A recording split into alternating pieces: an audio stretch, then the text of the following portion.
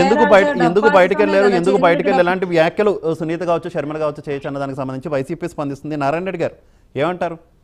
గతంలో మీకు అనుకూలమైనటువంటి అంశాలు, గత సార్వత్రిక ఎన్నికల్లో అనుకూలమైనటువంటి అంశాలన్నీ కూడా ఇప్పుడు ఎన్నికలకు వచ్చేసరికి కొంత ప్రతికూలం అవుతున్నటువంటి సిచ్యువేషన్స్ కనిపిస్తున్నాయి కాబట్టి మనం డిబేట్లో చర్చించుకున్నటువంటి వివేకాంశం కావచ్చు, గతంలో మీ వైపు ఉన్నటువంటి మీ షర్మిలమ్మ కావచ్చు, అలాగే కోడికత్తి కేసు కావచ్చు, ఇతర అంశాలు కావచ్చు, ఇప్పుడు అవన్నీ కూడా ప్రతికూలం అవుతున్నట్టు కనిపిస్తున్నాయి కదా. ఓకే, అవన్నీ కాకపోయినా మన డిబేట్లో అంశం ఏంటి, అసలు ఎందుకు ఈ కేసు తేలట్లేదు, అప్పుడు వచ్చినటువంటి ఆరోపణలు ఇప్పుడు ఎందుకు మారుతున్నాయి, వేళ్ళన్నీ మీ వైపు ఎందుకు చూపిస్తున్నాయి? నమస్కారం అన్న, ప్యానల్లో ఉన్న పెద్దలు అన్న. ఒకటి, నేను ఇప్పుడు వరకు అన్న టీడీపీ అన్న కానీ సిస్టర్ కానీ మాట్లాడుతున్నది ఉన్నప్పుడు అనిపించింది, మీరు ఒక ఇమాజినేషన్ లో ఉన్నారేమో అని నా అభిప్రాయం. ఎందుకంటే ఒక వివేకం అనే సినిమాను చూసి ఆ సినిమా గురించి, ఆ సినిమాలు ఎలా తీశారు కాబట్టి అలాగే అచ్చి జరుగుంటది, అలాగే ఉంటది అని మాట్లాడడం చూస్తూ ఉంటే చాలా కడు హాస్యాస్పదంగా ఉంది. ఎందుకంటే వీళ్ళందరూ డ్రామాటిక్ సెన్స్ లో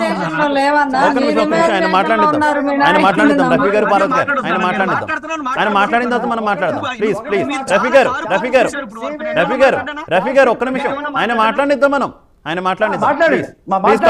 నారాయణ రెడ్డి గారు కంటిన్యూ, నారాయణ రెడ్డి గారు కంటిన్యూ, నారాయణ రెడ్డి గారు కంటిన్యూ, ప్లీజ్ ప్లీజ్ కంటిన్యూ. వద్దు, ఇంక వాదనొద్దు ప్లీజ్. నారాయణ రెడ్డి గారు కంటిన్యూ. నువ్వు మాట్లాడద్దు, నేను మాట్లాడిందాక నువ్వు మాట్లాడు. కంటిన్యూ కంటిన్యూ నారాయణ రెడ్డి గారు. సమాధానం లేనోడే అడ్డు తగులుతాడు. ఇది వివేకం సినిమా తీసుకొచ్చి ఎవరో చంద్రబాబు నాయుడు గారు వెనకాల నుండి స్క్రిప్ట్ రాసి ఓ సినిమా తీయితే ఆ సినిమాని డ్రామాటిక్ సెన్స్ లో ఇక్కడికి వచ్చి ఇలా మాట్లాడుతున్నారంటే చాలా ఇది దౌర్భాగ్యమైన పరిస్థితి.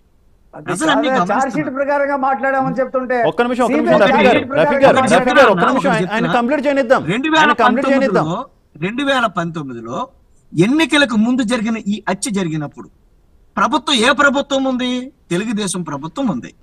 ద సీన్ ఆఫ్ ఎవిడెన్సెస్ అన్ని కూడా కలెక్ట్ చేయవలసిన బాధ్యత తెలుగుదేశం ప్రభుత్వం యొక్క ఆయామంలో జరిగింది. అక్కడ తెలుగుదేశం ప్రభుత్వం ఉన్నప్పుడు ఆ తెలుగుదేశం ప్రభుత్వం ఇప్పుడు ఎవరైతే ఎన్నికలకు ముందు ఓ 15-20 రోజుల ముందు జరిగింది కాబట్టి ఖచ్చితంగా వాళ్ళు ఎఫ్ఐఆర్ అప్పుడే నోట్ చేసి ఉండాలి. క్లియర్ సెన్స్ అక్కడ సీన్ ఆఫ్ ఎవిడెన్సెస్ ఏమున్నాయో రఫీ గారు ఆయన కంప్లీట్ చేయనివ్వండి ప్లీజ్. ఆయన కంప్లీట్ చేసిన తర్వాత మీరు మాట్లాడతారు, కానీ ఆయన కంప్లీట్ చేసిన తర్వాత మీరు మాట్లాడతారు. ఒక్క నిమిషం రఫీ గారు ఆయన కంప్లీట్ చేయనివ్వండి. ఆయన ఏం చెప్తారో విన్నా తర్వాత లక్షణం రాలేదన్న దైవం చాలా అన్నా నేను ఏమనుకోకన్నా ప్లీజ్ రఫీ గారు. నీ పద్ధతి నారాయణ రెడ్డి గారు కంటిన్యూ ప్లీజ్. సెన్స్ ఉండాలి మనం, ప్లీజ్ ప్లీజ్. ఓకేనా? సో కాబట్టి ఒకటి ఏంటంటే, ఏదో ఒకటి జగన్మోహన్ రెడ్డి గారు విపరీతంగా సంక్షేమ పథకాలు చేశాడు, అభివృద్ధి వైపు దూసుకుపోతున్నాడు. కరోనా లాంటి 2 సంవత్సరాల కరోనా లాంటి సమయంలో మొత్తం ఆర్థిక వ్యవస్థ పరిపాలన స్తంభించినప్పటికీ కూడా ఒక్క పథకాన్ని కూడా ఆపకుండా ప్రజల మన్నన పొంది ఈ రోజు బస్సు యాత్ర చేస్తుంటే ఆ బస్సు యాత్ర యొక్క జనాన్ని చూస్తుంటే గుండెల్లో రైళ్లు పరిగెడుతున్నాయి చంద్రబాబు నాయుడు అనుకోకి. ఈ రోజుని ఇక్కడ మా యొక్క పిఠాపురం నియోజకవర్గంలో పవన్ కళ్యాణ్ గారు ఉన్నారు, ఇక్కడ చంద్రబాబు నాయుడు గారు చేస్తున్నారు యాత్రలో. ఆ యొక్క జనాన్ని చూస్తుంటే, ఆ పరిస్థితి చూస్తుంటే ఎంత ఘోరంగా ఓడిపోతారో వాళ్ళ కంటికి వాళ్ళకి కనపడుతూ ఉంది. నెక్స్ట్ మీరు పెట్టిన డిబేట్ దగ్గరికి నేను వస్తే సునీతమ్మ దగ్గర తీసుకుందాం.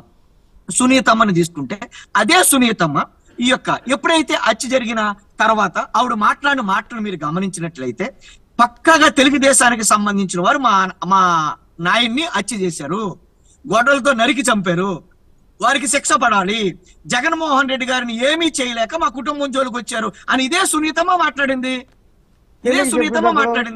ఈ సునీతమ్మ ఈ రోజు ఎవరి చేతిలో ఉంది? చంద్రబాబు నాయుడు గారి చేతిలో. అదే పాయింట్ లాక్ చేద్దాం. నారాయణ రెడ్డి గారు అదే పాయింట్, సునీత గారు అన్నటువంటి అప్పుడు హత్య జరిగినప్పుడు సునీత గారు చేసినటువంటి వ్యాఖ్యలను మనం లాక్ చేసుకుంటే అప్పుడు సునీత గారు అలానే అన్నారు. అలాగే జగన్మోహన్ రెడ్డి గారు బయటకు వచ్చి మీడియా ముందు కూడా మొత్తం అంతా కూడా చంద్రబాబు లోకేష్ చేయించారన్నారు. ఇప్పుడు సునీతమ్మ మీ మీద ఆరోపణలు చేస్తున్నారు, మీరెళ్ళి సునీతమ్మ అలాగే ఆయన అల్లుడి మీద ఆరోపణలు చేస్తున్నారు. అంటే చంద్రబాబుకి ఏం ప్రమేయం లేదని ఒప్పుకుంటున్నారా? అన్నా ఒకటన్నా అప్పుడు ఎందుకు నర్రెడ్డి రాజశేఖర రెడ్డి పేరు రాలేదు? అప్పుడు ఎందుకు నర్రెడ్డి రాజశేఖర రెడ్డి పేరు రాలేదు? అప్పుడు ఎందుకు వివేకానంద రెడ్డి గారికి ఉన్నటువంటి వివాహేతర సంబంధాలు బయటకు రాలేదు? అప్పుడు ఓన్లీ చంద్రబాబు పేరు, లోకేష్ పేరు మాత్రమే బయటకు ఎందుకు వచ్చింది? ఇప్పుడు మాత్రమే నర్రెడ్డి రాజశేఖర రెడ్డి పేరు, సునీత పేరు ఎందుకు బయటకు వస్తుంది? అన్న ఖచ్చితంగా ఈ హత్య వెనకాల చాలా కోణాలు ఉన్నాయి. ఇది కోర్టులో రన్ అవుతుంది. కోర్టులో రన్ అవుతున్నప్పుడు మన ఇంటర్ప్రిటేషన్ చేయడం కరెక్ట్ కాదు. ఇందులో రకరకాల వాదనలు ఉన్నాయి. రెండోది ఇంకో విషయం కూడా చెప్తా. శ్రీరామచంద్రులాగా, రాముడికి లక్ష్మణులాగా వైఎస్ రాజశేఖర రెడ్డి గారికి వివేకానంద రెడ్డి గారు ఉండేవారు. అదే వివేకానంద రెడ్డి గారిని 2009 తర్వాత రాజశేఖర రెడ్డి గారు చనిపోయిన తర్వాత చంద్రబాబు నాయుడు గారి యొక్క హయాంలో అస్తంలోనికి వివేకానంద రెడ్డి గారు వెళ్ళిన తర్వాత అదే వివేకానంద రెడ్డి గారిని వదిన సీతమ్మ లాంటి వదిన మీద పోటీకి నిలబడి ఓడిపోయిన విషయం మనం మర్చిపోకూడదు. వివేకానంద రెడ్డి గారు కూడా. సో ఆ కోపం ఉందంటారా మీకు మీ పార్టీకి? వివేకానంద రెడ్డి గారు కూడా పోటీ చేసి ఓడిపోయారు. అంతే కాబట్టి నేను ఒక మాట చెప్తా. వివేకానంద రెడ్డి గారు అవని, సునీతమ్మ గారు అవని, వీళ్ళందరి దగ్గర కూడా ఒక ఒక ఏంటి చంద్రబాబు నాయుడు గారి యొక్క అస్తంలో పడిపోయో లేకపోతే కాంగ్రెస్ యొక్క కుయత్తుల్లో పడిపోయో వీరు తప్పులు చేశారనేది ఖచ్చితంగా మనం గుర్తుపెట్టుకోవచ్చు. కాబట్టి ఈ రోజు సునీతమ్మ చేసే వ్యాఖ్యల్ని, సునీతమ్మ చేసే విమర్శల్ని నేను పట్టించుకోవాల్సిన పని లేదని మళ్ళీ మీ దగ్గరికి వస్తా. మనతో పాటు త్వరగా శ్రీరామ్ గారు ఉన్నారు. నమస్తే.